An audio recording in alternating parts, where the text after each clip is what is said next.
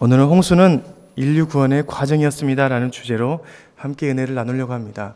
옆 사람들과 함께 인사하겠습니다. 성령의 충만함을 받으십시오. 시작. 아멘. 한 번 더 하겠습니다. 감기 조심하세요. 시작. 네, 큰일 납니다. 네, 엄청 오래 가요. 네. 창세기 2장 7절에 이런 말씀이 있습니다. 여호와 하나님이 땅의 흙으로 사람을 지으시고 생기를 그 코에 불어넣으시니 사람이 생명이 되니라. 인간은 생명으로 하나님의 숨을 들이마신 사람입니다. 성경에서는 하나님의 숨을 마신 존재는 사람뿐이라고 말씀하고 있습니다. 사람이 아닌 다른 존재에게 하나님의 숨을, 즉 생명을 주신 적이 없습니다. 2장 19절에 보니까 각종 들짐승과 공중의 새까지도 하나님께서 흙으로 만드셨다고 말씀하십니다. 그와 같이 인간도 하나님께서 흙으로 창조하셨습니다. 흙이란 말이 바로 히브리 아담아라는 뜻인데, 그런 땅에서 난 존재의 으뜸이 바로 아담, 인간이었습니다. 그런데 하나님께서는 아담에게만 생기를 불어넣어 주셨습니다. 이 생기라는 히브리어가 바로 하나님의 살아있는 숨을 의미합니다. 하나님의 숨이 들어가니 그 안에 죽은 자들이 살아나고 짐승 같았던 인간의 육신이 생명으로 변화된 것입니다. 한 가지 볼 것은 성경에서는 하나님의 호흡에 대해서 굉장히 큰 경외심을 표현하고 있습니다. 하나님의 그 호흡으로 인해서 세상이 창조되고 하나님의 입김의 한 방으로 모든 세상이 멸망할 수 있다고 표현한 곳이 많이 있습니다. 제가 한번 천천히 읽어드릴게요. 시편 18장 15절입니다. 이럴 때 여호와의 꾸지람이 콧김으로 말미암아 물밑이 드러나고 세상에 터가 나타났도다 라고 말씀하십니다. 여호와의 꾸지람과 콧김으로 물밑이 드러나고 세상에 터가 나타났다고 말씀하세요. 이사야서 30장 33절 대저 도벳은 이미 세워졌고 또 왕을 위하여 예비된 것이라 깊고 넓게 하였고 거기에 불과 많은 나무가 있은즉 여호와의 호흡이 유황 개천 같아서 이를 사르시니라.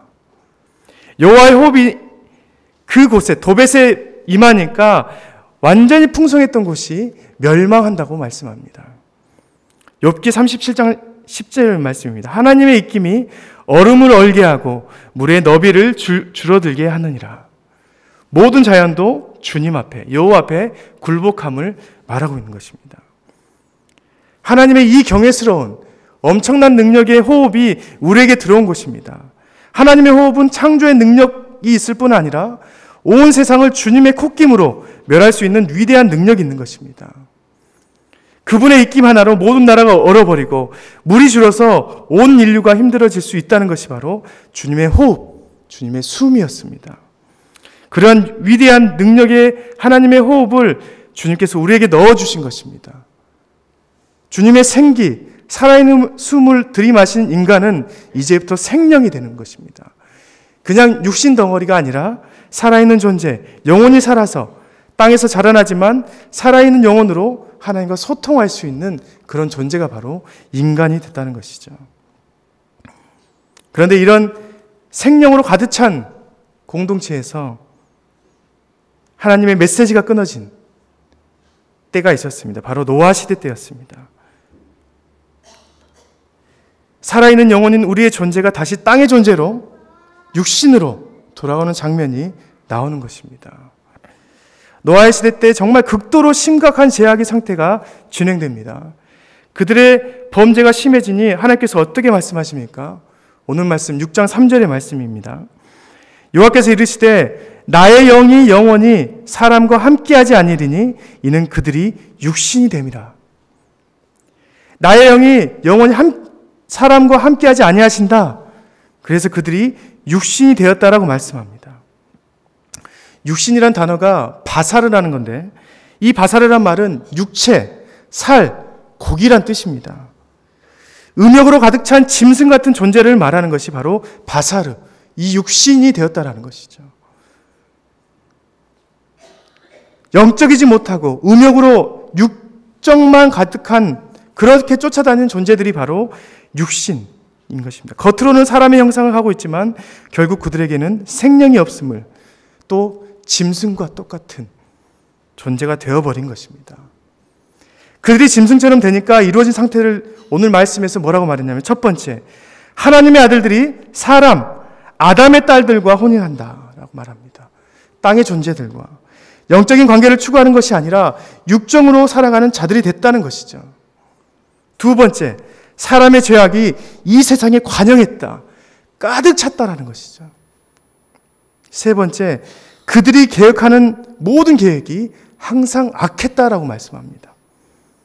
그러니까 네 번째, 모든 혈육 있는 자들의 행위가 부패함으로 흘러갔습니다. 그래서 6절에 이렇게 말씀합니다. 땅 위에 사람을 지으셨음을 한탄하사 마음에 근심하셨다라고 말씀합니다. 하나님의 이 한탄이란 단어는 굉장히 무서운 단어입니다. 하나님의 숨은 엄청난 능력이 있다고 말씀드렸습니다. 그 숨이 들어오고 나가고는 우리가 생명을 얻는 것보다 더 중요한 세상이 창조된 것과 멸망을 할 수 있는 그런 의미가 있다고 말씀했습니다.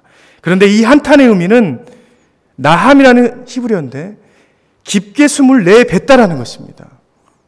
하나님께서 인간의 생명으로 만들기 위해서 숨을 불어넣으셨는데 마치 그것을 뺏는 것이 다시 내토하 버리는 것과 같은 것입니다. 하나님의 심정이 이런 마음 아니겠습니까?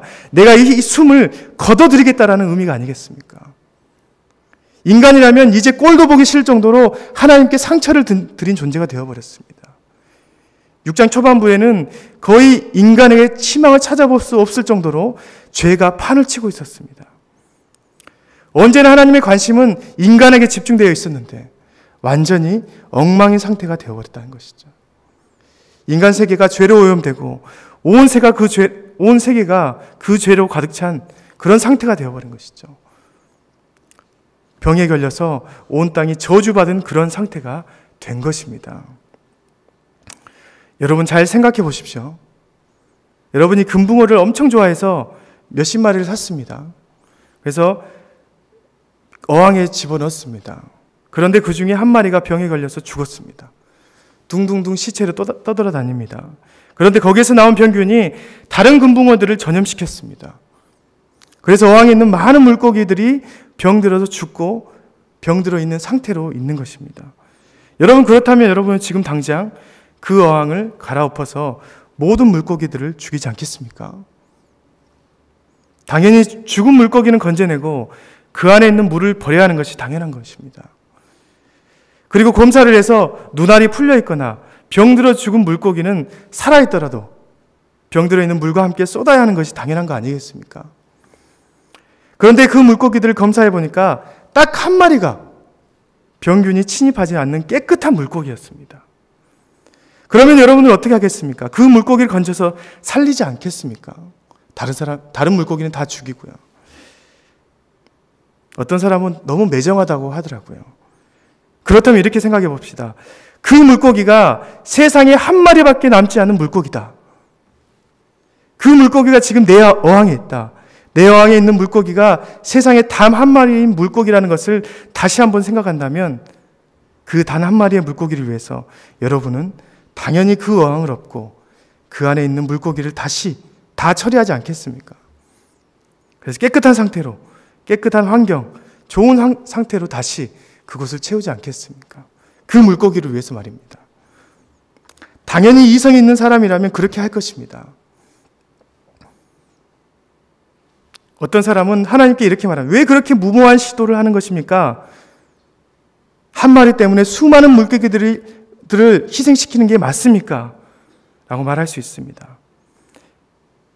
바로 그것은 다음 낙에 정말 깨끗한 물고기들을, 지금 물고기로 인해서 다음에 있을 깨끗한 물고기들을 위한 당연한 처사입니다. 그것은 징계가 아니라 당연한 결과이라는 것이죠. 그렇지 않으면 이제는 그 한 마리의 물고기까지 없어지기 때문에 우리는 그 어항을 갈아엎어야 하는 것입니다. 하나님께서 그렇게 하셨습니다. 노아가 그 유일한 한 사람이었습니다. 창세기 6장 9절의 말씀이죠. 노아는 의인이요 당대의 완전한 자라. 그는 하나님과 동행하였으며. 유일한 한 사람이었습니다. 그때 당시에는 너무 이상하고 회개망측한 행동이었지만 하나님과 동행한 그가 바로 유일한 사람이었습니다. 하나님께서 보시기에 의인이었고 그뿐이 바로 하나님의 동행하는 아담의 후손으로 남을 유일한 자였다는 것입니다. 그가 바로 이 세대를 건질 유일한 한 마리의 물고기였습니다. 이 세대의 유일한 희망이 될 수 있는 그를 위해서 하나님은 절대 그를 포기하고 싶지 않았다는 것이죠. 그대로 두면 더러운 병균 세대 속에서 병들어질 수밖에 없다. 그러니까 내가 그를 위해서 또한 그의 다음 세대를 위해서 이 어항을 엎어버리겠다 하시면서 징계를 하신 것입니다. 어떻게 보면 이 땅이 멸한 것은 노아를 위해서일 수도 있습니다. 노아가 병들지 않기 위한 유일한 방법은 어항을 뒤엎는 방법뿐이었습니다. 그래서 노아를 통해서 수많은 완전한 자들이 나오고 노아와 같은 의인들이 배출되기 위해서 하나님께서 힘써서 이 세상을 갈아엎으신 것입니다.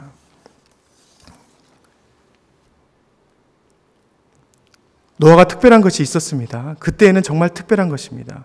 아무도 하나님을 따르지 않고 하나님의 마음에 들지 않았습니다. 하지만 노아는 하나님의 말씀을 있는 그대로 다 준행하였습니다. 이것이 바로 노아의 특별한 점이었습니다. 하나님께서 노아를 통해서 말씀합니다. 자, 지금 이제 모든 세대를 다 멸하겠으니 너는 잣나무를 사용해서 길이가 150m, 너비가 25m, 높이는 15m의 배를 만들고 창을 3개씩 뚫고 겉과 속에 역청, 아스팔트로 앞뒤를 잘 칠해라. 그리고 거기에 정한 것, 암수 7쌍과 부정한 것 2쌍을 방주에 넣어 두라라고 말씀하십니다. 여러분, 이 말씀이 여러분에게 임한다고 생각해 보십시오. 아무리 이 나라가 막장이라고 해도 하나님께서 이런 명령을 내게 내린다고 하면 우리가 준행하기 쉽겠습니까? 2007년에 브루스 올마이티라는 속편으로 에반 올마이티라는 영화가 노아 주제로 전개가 됐습니다. 현 시대 노아의 측면에서 만든 영화입니다. 그 안에서 에반이라는 인물이 잘 나가는 아나운서였는데 갑자기 하나님의 징조가 그에게 나타납니다. 그래서 어쩔 수 없이 자신의 집 앞에 거대한 방주를 짓기 시작합니다. 그냥 집 앞에 큰 배를 하나 짓기 시작했는데 이슈가 됐습니다. 어떤 사람들은 거기에다 박물관을 만들자고 합니다. 어떤 사람들은 저 사람이 미쳤으니까 빨리 저 사람을 정신병원에 보내야 한다고 비웃기 시작했습니다. 거의 비슷하지 않겠습니까? 축구장 하나보다 더 넓은 공간을 그렇게 차지하는 배를 그것도 야외에다가 짓게 된다면 어떻게 되겠습니까? 그리고 그 주변에서 역청이 났다라고 말하면 역청은 바로 사막과 같은 광야와 같은 곳에서 나는 것인데 주변이 사막이지 않겠습니까? 사막 한가운데 그것도 축구장보다 넓은 공간에 배를 짓는다고 생각해 보십시오. 다른 사람, 그 주변의 사람들이 물어보지 않겠습니까? 당신이 지금 뭘 하고 있습니까? 그러면 거짓이 없고 완전한 노아가 어떻게 말했겠습니까? 당연히 하나님의 말씀 그대로 말했겠지요. 악으로 가득 찬 이 세상은 곧 멸할 것입니다. 당신도 죽게 될 것입니다. 나는 지금 우리가 살 만한 방주를 만들고 있습니다. 그러면 그런 악한 환경에서 사는 사람들이 가만히 있겠습니까? 모든 계획들이 악한 그들에게 포악함이 더욱 자행되어져서 그 방주를 짓는 노아를 괴롭히지 않겠습니까? 노아는 그 방주를 지키기에도 급급했을 것입니다. 보이지 않는 무모한 계획에 노아는 그저 그렇게 하나님을 의지하고 그 말씀대로 그대로 준행했다는 것이죠. 수많은 위협 속에서도 하나님의 말씀을 그대로 순종하며 방주를 만들어 갑니다. 하나님과 동행한 아담도 하나님께 의심을 품었는데 노아는 그렇게 무모한 하나님의 말씀에 순종하고 있는 그대로 명하신 대로 순종한 사람이었습니다. 창세기 6장 22절 말씀이죠. 노아가 그와 같이 하여 하나님이 자기에게 명하신 대로 다 준행하였더라. 이런 순종으로 그가 유일한 희망이 될 수 있었던 것입니다. 말씀 그대로 준행한 것이 정말 큰 어려운 행동들이었는데 또한 사회가 악해질수록 하나님의 말씀은 마치 노아 시대 때 배를 짓는 것과 같이 괴리감이 들게 할 수 있다는 것이죠. 하나님을 섬기는 사람들과 세상 사람들이 함께 살아가다 보면 괴리감이 드는 것은 당연한 것입니다. 오늘 말씀처럼 세상의 죄가 관영하고 모든 사람들의 계획이 악한 그곳에서 그리스도인들이 살아간다는 것은 괴리감이 들지 않는 것이 더 이상한 일입니다. 계시록에서 7교회에게, 7교회에게 하시는 하나님의 말씀도 마찬가지입니다. 각 교회에게 하신 축복과 책망을 말씀을 전하면서 꼭 그들에게 하신 말씀이 있었습니다. 계시록 2장 7절의 말씀입니다. 귀 있는 자는 성령이 교회들에게 하시는 말씀을 들을지어다. 이기는 그에게는 내가 하나님의 낙원에 있는 생명나무의 열매를 주어 먹게 하리라. 이기는 그에게는 하나님의 생명 열매를 먹게 하신다 말씀하십니다. 삶을 살아가는 데 있어서 세상과 괴리감이 든다는 것을 참으로 당연한데 그것을 이기는 자에게는 하나님께서 주신 생명나무의 열매를 먹게 하십니다. 또한 생명나무가 있는 그런 낙원으로 가게 하신다는 것입니다. 노아가 그랬던 것처럼 우리는 하나님의 말씀을 명하신 그대로 준행해야 합니다. 마치 노아가 하나님께서 주신 그 치수 그대로 옮겨 행동했던 것처럼 우리도 그렇게 순종을 보여야 한다는 것이죠. 하나님께서는 때로는 오늘 노아처럼 정확한 수치를 말해 주실 때가 있습니다. 그런데 때로는 아브라함처럼 그저 내가 가라는 곳으로 가라 라고 말씀하면서 아무런 방향도 제시해 주지 않을 때도 있습니다. 그렇다면 우리는 이럴 때 어떻게 해야 합니까? 하나님이 명령하신 대로만 순종하면 됩니다. 만약에 아브라함처럼 아무것도 설정해 주지 않고 가라고 하신다면 우리는 우리의 짐을 챙겨서 그 자리에서 일어나고 떠나는 것부터 하면 되는 것입니다. 하지만 하나님께서 우리에게 정확한 수치를 정해 주셨다면 그것을 어떤 일이 있어도 지켜 행해야 한다는 것이죠. 그래야 우리가 하나님의 유일한 희망이 되는 것입니다. 말씀을 들은 만큼만 우리는 순종하면 되는 것입니다. 그렇다면 우리 주변에 불기둥과 구름기둥이 생겨나 우리의 삶을 반드시 인도할 것입니다. 하나님께서 예수님을 통해서 명확한 수치를 제시해 주셨습니다. 어떤 수치입니까? 바로 십자가라는 무섭고 힘든 수치를 제시해 주셨습니다. 이것을 지켜나가기에는 정말 어려운 수치입니다. 명확하고도 준행하기 어려운 수치가 바로 십자가입니다. 계산하기도 어렵습니다. 어떻게 십자가가 인류를 구원하는 방법이 되는지 계산을 때려봐도 안 나오는 수치입니다. 하지만 예수님께서는 그 십자가의 수치를 한치 오차도 없이 이끌고 나가셨습니다.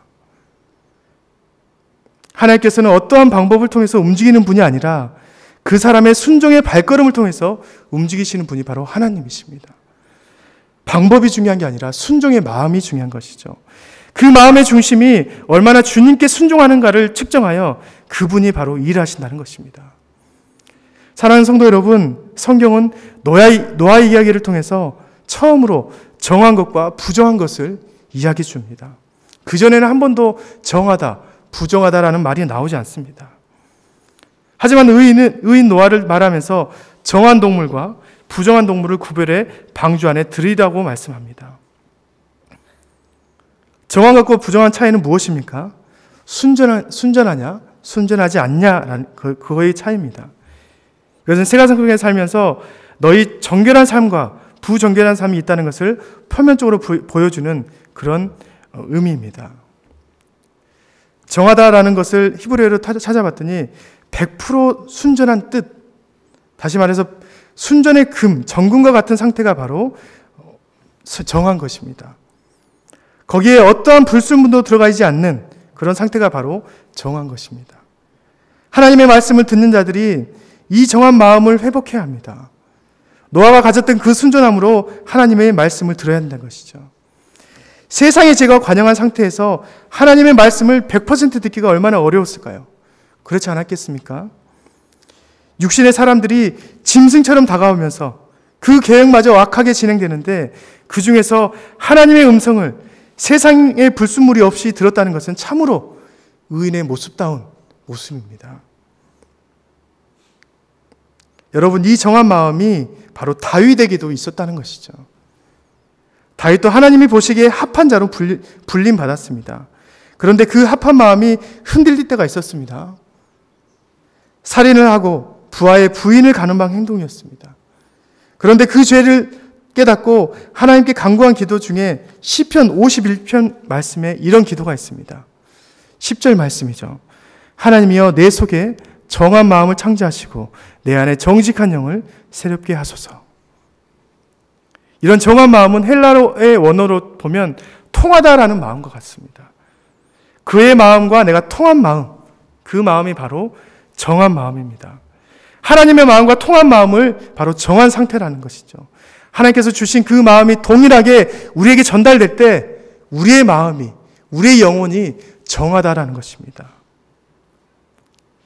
이 마음의 불순한 생각들로 더럽혀질 때 우리는 부정한 마음이라 말합니다. 나의 욕심으로 하나님의 명령을 있는 그대로 받아들이지 않을 때 우리는 부정한 행동이요, 부정의 마음이 있는 상태라는 것입니다. 그럴 때 바로 오늘 말씀에서 나온 육신이 됨이라, 짐승과 같은 존재가 되는 것입니다. 자기의 욕심으로 사람의 딸들을 취하고 세상의 죄의 관영에 흡수된 그런 삶이 될 수 있다는 것이죠. 우린 노아의 이 완전한 마음이 실린 순종을 배워야 합니다. 다윗의 정한 마음을 간구해야 합니다. 하나님, 내 안에 정한 마음과 정직한 영을 허락해 주시옵소서. 내가 주님의 마음과 통할 수 있는 자가 될 수 있도록 인도하여 주옵소서. 주님의 눈길이 머무는 곳에 내 눈이 머물게 하여 주옵소서. 주님이 원하는 곳에 내 발걸음이 옮겨지는 그런 자가 될 수 있도록 주님 인도하여 주옵소서라고 기도해야 합니다. 내 영이 정직해져서 내가 죄를 저지를 때에도 그냥 덮고 모른 척하는 것이 아니라 주님과 이웃에게 통회하며 죄를 자백할 수 있는 자가 될 수 있도록 도와달라고 다윗과 같이 고백해야 합니다. 하나님께서 이런 정한 마음을 소유한 우리를 통해서 또한 다른 의인들을 세워나갑니다. 하나님께서 수많은 의인들, 즉 정한 마음을 가진 자들을 통해서 주님의 일들을 이루어 나가신다는 것이죠. 노아만이 살아남았습니다. 죄로 관영한 이 세대에서 주님의 음성을 잘 분별해서 그 말씀대로 온전히 준행한 자들을 통해서 또 다른 의인들의 공동체를 만들어 가실 것입니다. 주님께서 그런 곳이 바로 교회가 될 것이라고 말씀하셨습니다. 은혜 공동체가 바로 천국 아니겠습니까? 이 천국의 열쇠를 교회에 주셨다는 것이죠. 바로 이 교회가 그 의인들의 삶이 존재하는 곳이 바로 이곳이 되어야 한다는 것입니다. 만약에 지금 이 교회 안에서도 환경과 세대 때문에 많은 불순물로 가려져 있다면 안타깝게 부정한 곳이 되는 것입니다. 복음보다 세상의 이치를 따르고 세상이 원하는 모양으로 바뀌어 간다면 그때부터 이 교회는 교회가 되지 않고 하나님의 숨이 끊어진 곳, 멸망으로 가득 찬 곳이 될 수 있다는 것입니다. 참으로 무서운 말입니다. 사랑하는 성도 여러분, 오늘 이 말씀을 잘 붙잡고 나아가시길 바랍니다. 하나님께서 부정한 그들에게 주님의 숨을 내뱉으셨습니다. 그리고 세상이 물에 다 잠겨버리고 숨이 붙어있는 모든 생명체가 사라지게 만드셨습니다. 죄가 관영한 이 세대에서도 여러분은 주님의 음성을 듣는 자들이 되시길 간절히 소망합니다. 그리고 그 말씀을 수치 그대로, 있는 그대로 지키고 살아가는 자들이 되시길 간절히 소망합니다. 수많은 위협이 있을 때에도 주님을 의지하며 살아가시면 주님께서 우리를 하나님과 통한 사람으로, 정한 자로, 의인으로 불러주실 것입니다. 그래서 이 교회가 정말 의인으로 가득 찬, 정말 하나님의 성령에 충만한, 하나님의 숨이 충만한 그런 귀한 공동체가 되기를 간절히 소망합니다. 기도하겠습니다. 하나님 아버지 감사합니다. 오늘 노아를 통하여서 하나님의 숨으로 가득 찬 곳을 배웠습니다. 하나님, 주님의 징계가 머무는 곳이 아니라 이곳이, 이 교회가 하나님의 퓨뉴마, 하나님의 성령으로 가득 찬, 하나님의 호흡으로 가득 찬 곳이 될 수 있도록 인도하여 주옵소서. 의인으로 가득 차서 하나님께서 원하시는 그 마음이 머무는 이 교회가 될 수 있도록 인도하여 주옵소서. 아버지, 우리 모든 교회 성도님들이 정말 하나님의 말씀을 수치 그대로, 십자가 그대로 살아가는 성도들이 될 수 있도록 주님 인도하여 주옵소서. 그래서 아버지, 이 교회가 십자가의 도가 넘쳐나고 하나님의 말씀으로 가득 찬 교회가 될 수 있도록 주님 인도하여 주옵소서. 감사드리며 예수님의 이름으로 기도드립니다. 아멘.